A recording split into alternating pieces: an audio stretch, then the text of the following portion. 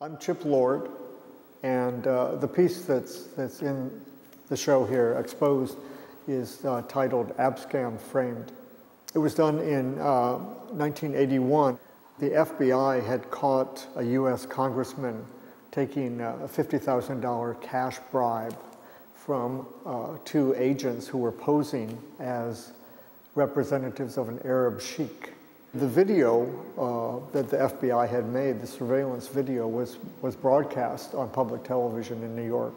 The key moment in the tape is when the FBI agent hands the package to the congressman.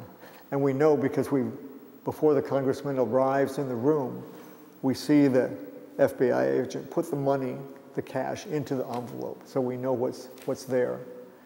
I think it was sort of unique to see that footage on TV. Previously, we had in the US the Watergate scandal.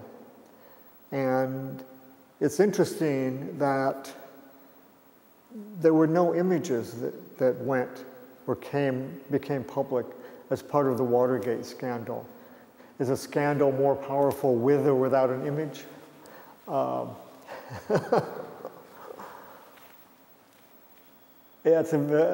don't know. I think, of course, maybe if there's no image, it's more about our imagination, about the imaginary. And I think probably the more that's out there, the less value of any individual image. The piece is called Abscam Framed because, as an artist, I'm sort of reframing the idea of this event. The actual footage that was shot by the FBI is framed on either end by footage that I shot. That's the idea of framing it. It captured my imagination because the location where they had shot the tape was at a motel at Kennedy Airport.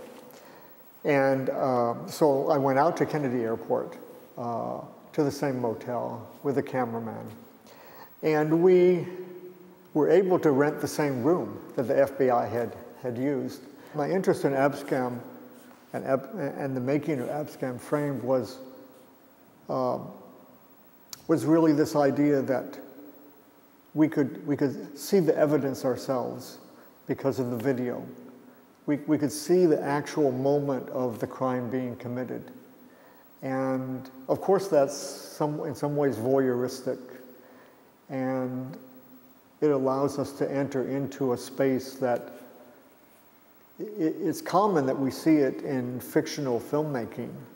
We see a crime being committed all the time in the fiction of the movies, but in real life we don't.